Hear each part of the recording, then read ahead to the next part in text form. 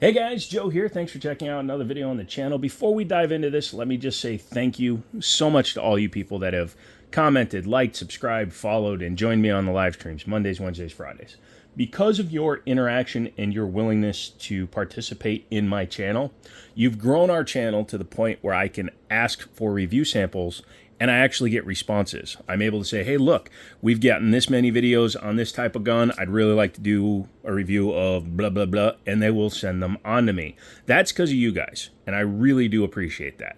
Also, I believe it's because many of you keep coming back here because of the way I present, my style, the way I speakage with my wording and mouth hole sound thingies. So thank you very much for that. This one is another firearm from Girsan. Girsan has sent me two now. In full disclosure, don't pay me a dime. They don't ask me to do anything special in the videos. They ask me to link to them, which of course I'm going to do. But all they ask is that I give the guns a fair shake. So this is the second gun they've sent me. The first gun they sent me was the BDA, the Browning homage or clone that they created, which was half the price and 99% the gun. So it was a massive success, and I highly recommend checking out the video. I'll link it up there. This one, it just kind of took me back by a second because of the price that it comes out at and its feature set. So I said, absolutely, I would love to take a look at that. Many of you know my first gun was a 1911 in 9mm. I love 1911s, and this one I did request in 9mm just because I don't own many 1911s in 9mm. Most of mine are 45 ACP. So they sent this guy out. This is the all-new Influencer X. It's not even available through the distributors that I have access to as of the time of filming this. So that shows you how early these guns are. And I can't thank Girsan enough and EAA for sending this out to me. If you look at it, this is actually gun number 902. It's a very early build, which I appreciate. Chambered in 9mm, full government size, 5-inch gun, and it has so much stuff and it's so feature packed, and we're gonna get into that. I will discuss if there's any issues and things like that, but let's start with the box. The box is their standard closed cell foam. Very nice. It came cut for a red dot, even though I added the red dot. That's nice. Girsan does that automatically, so you don't have to cut it. And then they have removable sections for throwing stuff. Like I took the rear sight off and I tucked it in there. Awesome. Had one spot taken out up here for a spare mag. Yes, Girsan sent me 2 mags. I'm not 100% sure if all the guns are going to come with 2 mags, because not all of Girsan's products do. A lot of their guns tend to come with 1 magazine. Hopefully all the guns come with 2 magazines. If you buy one of these, let me know down in the comments. This is a good thing. Please, Girsan and EA, keep shipping your guns with 2 mags. TSOS does it, and a lot of companies do it, and it's good to see you doing it. So keep doing that. Has the gun lock, a cleaning brush, as well as a pretty cool looking, this was over the grip on there, and a manual for a 1911. Again, chambered in 9mm, because I haven't owned a 1911 in 9mm in a while, and I figured, hey, might as well see what the hell the market's about. Plus, everybody's doing 2011s right now, and I wanted a single stack 1911 and 9mm. Full steel, very honky, very chonky boy, which I like. This gun should shoot like a little kitty cat. Has no mag in it, as you can see, and no rounds in it, so it's very clear. This thing is super smooth out of the box. Listen to it. I'm not hearing any over drag or anything like that. The disconnector isn't snagging on anything. And one of the big things you'll notice right off the bat, I've got an optic on it. Now this is cut for direct mount RMSC. This is the rear sight that comes on it. So you wouldn't even know this thing was optics cut until you took it off. Uses set screws, Allen head, and it gives you the key in the box. You take this off, it's adjustable for both windage and elevation. So this is a nice target sight, but it's also a direct cut for RMSC. So your Holosun 507Ks, 407Ks, this Siley Cat Zero, which I'm checking out, which kind of has an SRO kind of ledge, which allows the glass to be deeper. You can see that it pushes it out a little bit. That's an awesome design feature and has a pretty big window for such a small dot. I really do like that. We'll be using this dot on this gun for a while. Yeah, that's an amazing feature for a $700 gun. Full-length rail for a $700 gun. Lightning cuts for a $700 gun.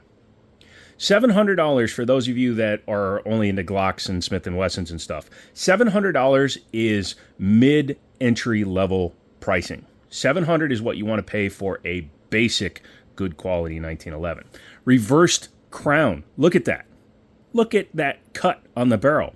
Again, $700 gun. Front strap checkering. Metal rear main housing. Kimber, I'm looking at you.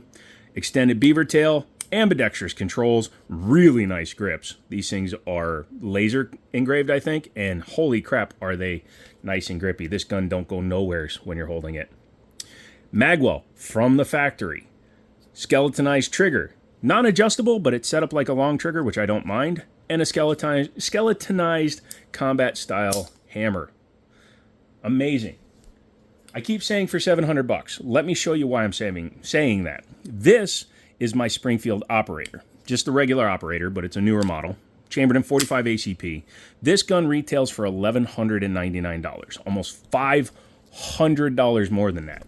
Does have a bit of a rail. It's not a full-length dust cover. You're not going to see that. The vast majority of 1911s will not have a full length, but it does have rail. It does have forward and rear slide serrations. Doesn't have the reverse crown barrel. Again, this one does. Doesn't have front strap checkering. You have to go up to the TRP, which is an $1,800 on the used market gun. I had to use Talon tape on this Springfield to achieve that. The grips that it came with were smooth. I had to add G10 grips. Didn't come with a magwell. I had to add that magwell. This magwell was included. But it does have a lot of the same stuff. It does have an adjustable 3-hole trigger, but man, very similar looking triggers. And the hammers are very similar. So yeah, like I said, $500 more for this gun. This gun has more features.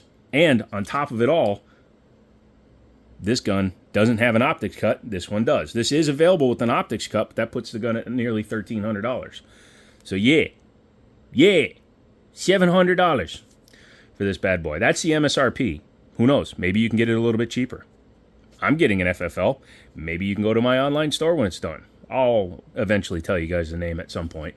But yeah, $700. The finish is decent. It looks to be a little bit of Parkerized. I don't think it's a QPQ or a DLC on it.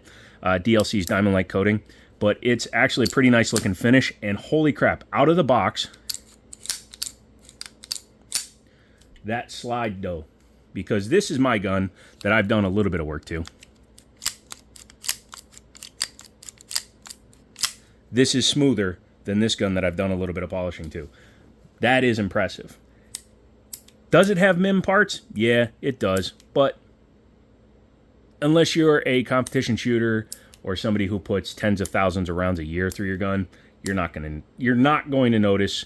And the parts that they do use that are MIM, if you have a problem with that, at the $700 price point, invest a couple of $100, buy a bunch of parts, and for $1,000, this thing could be no MIM parts and even smoother. But out of the box, this thing is good to go. The grips, like I said, they're really nice. I may finish that cut through there.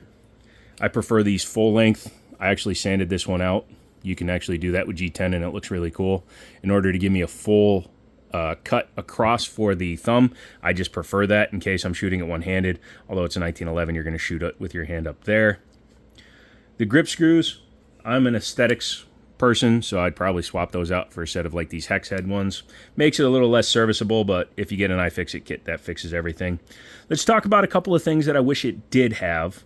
I wish they had run the checkering all the way across, so it would have full front strap checkering. I know that gets expensive, but they did already have the machine set up to cut this, so I would have liked to see them run all the way across.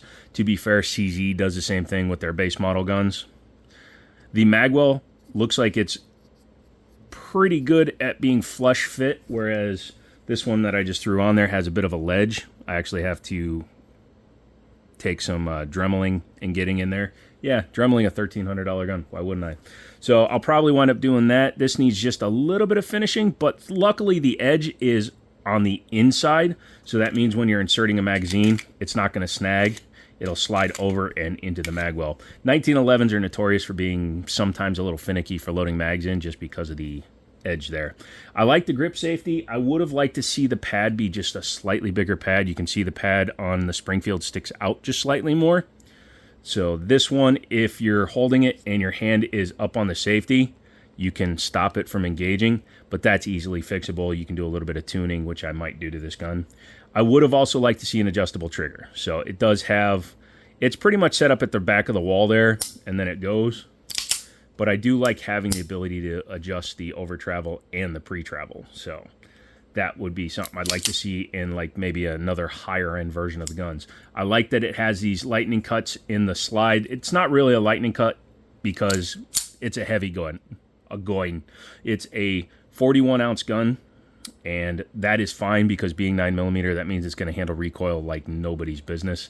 The front sight is just a white dot, but it is dovetailed, and it's just a standard dovetail, so you can literally take anybody else's like Dawson Precision if you want to run fiber optics. This target rear sight, like I said, it's just blacked out, which is my preferred setup, and you can, if you want to, just leave that on there, which I may revert back to for some testing purposes, but I'm also really into optics. This optic may not be the most optimal because it doesn't have a rear trench like the 507s do, so you can't really co-witness with it, but you can easily see the front sight. The front sight isn't obscured by that. So when you have your sight picture, you can see the front sight's completely visible. So if I had to just use the front sight for point shooting, I could easily do that and just let it rest on the rear of that. But that's a fault of the optic, not of the gun, obviously. Let's go ahead and ghost that trigger. Make sure the gun is empty. Yep, completely empty and very nice. If it's 5 pounds, I'd be surprised because it is a light pull on it. The reset, 1911 style. Just nice right out of the box, pushes you right out. That is a really good reset. I really like that. And again, 9mm. This thing will not recoil much. For those that are wondering, it's available in 9mm, 10mm, 45 ACP. So you'll have all of those available to you, and you'll have a lot of choice in that regards. Yeah, looking pretty good. And this is full standard 1913 pick rail, so it will hold any of your accessories that you have. I'm a big fan of this style of pick rail, the full length. Something about it just looks really good. This looks fine because of the way they cut it to match the slide, but man, that looks amazing. Slide lock, as you can see, is very easy to hit. Sorry. And you can drop the slide that way. The safety, super definitive.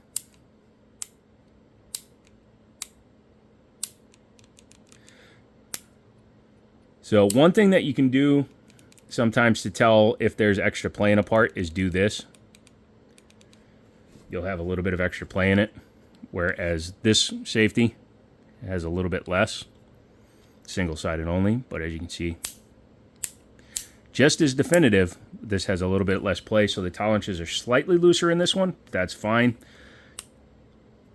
as long as they sweep off easy enough. Left-handers, no problem with that. A lot of times when I'm shooting left-handed, because I practice both in case I get hurt, I'll come over the top for my safeties, and that works well too. Some guns, they stick, so you can't just pull them up really easily. Very nice. And then, again, 1911 quality trigger. The mag release is your standard size. It's not extended or anything, but it drops the mags just fine. Mechgar steel mags. With the floor plate being a factory stock low floor plate, it does cause a little bit of an issue when you have a mag well. So I would like to see them maybe come out with a pad like Wilson Combat uses on their mags. And yes, you can put a 45 ACP mag into any other 1911. To be honest, I could probably take the barrel out of this gun, put it in this gun, and it would probably run fine. It would get stuck on the extractor. But other than that, I bet you it would run fine. As you can see, even locks it back on a 45 ACP mag. But yeah, I would like to see them do like floor pads for their mags just because they include a mag well out of the box. That'd be about the only thing I'd say there. You want to go ahead and take her apart? Let's do that. Make sure she's clear. Yep, she's empty. Yep, she's empty. Drop the slide.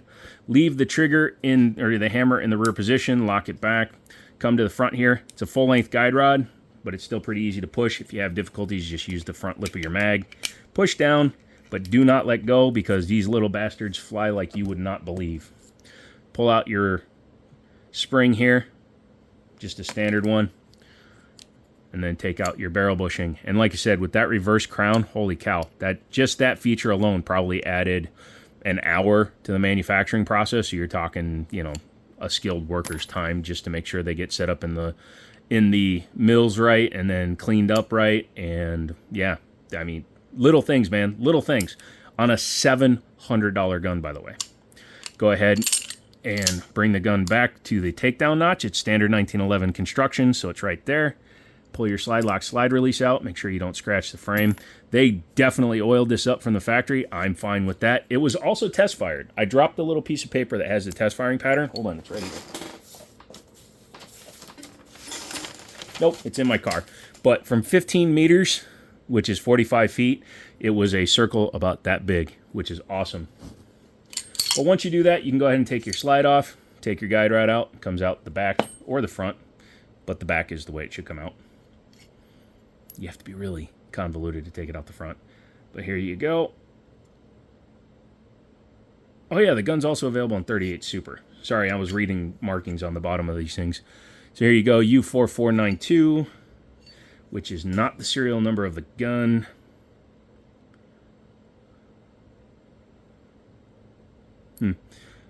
Oh, there's the serial number. Because this came from another country, they tend to serialize everything. Again, this is a finish on the barrel. The barrel is not dirty. However, the gun was test fired, which is fine by me. That means it gets through its break-in period.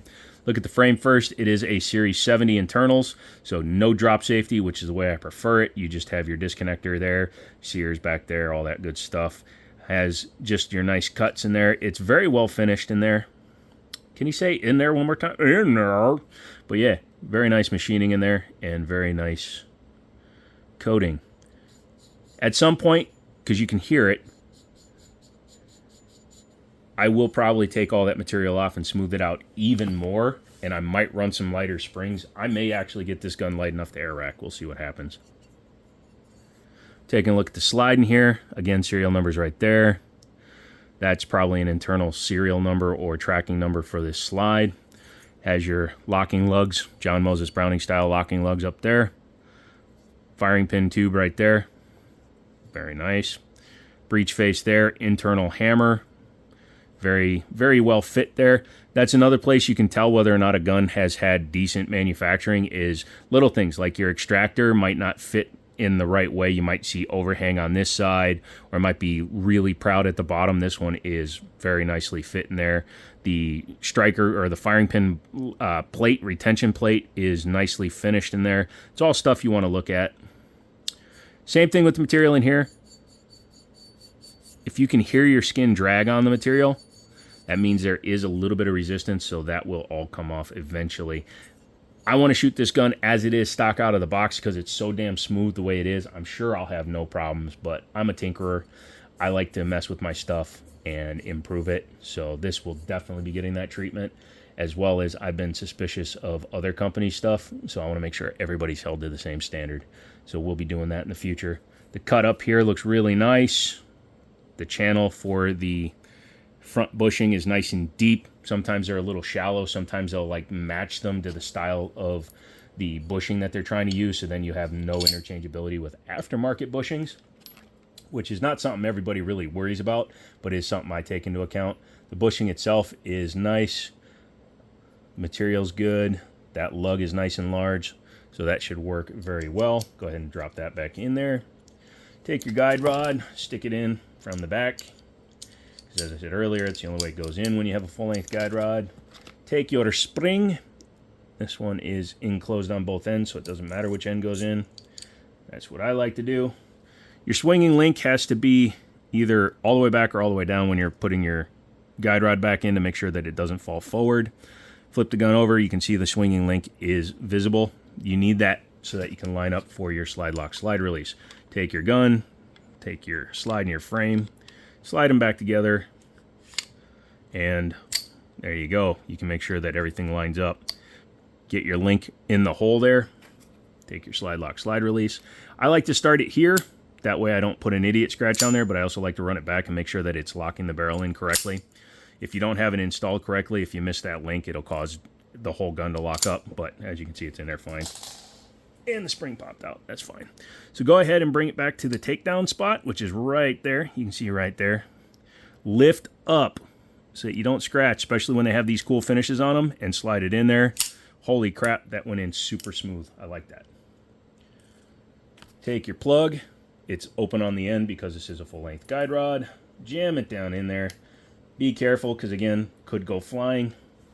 I'm going to use the base of the mag again. And blob's your uncle. Drop your safety, rack it, make sure it runs. There you go. So this is the new Girsan Influencer X, and yes, it's got a lot of oil on it. Yes, it's been test fired. Yes, they did that on purpose to make sure that the guns function.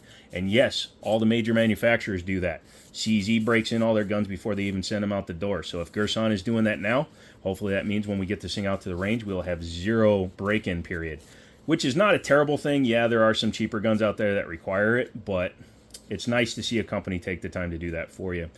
So this will be going to the range probably next week. Yeah, I'd say next week because this is Friday when you're seeing this. So I'll take it on Sunday, and then we should have some range footage on Tuesday.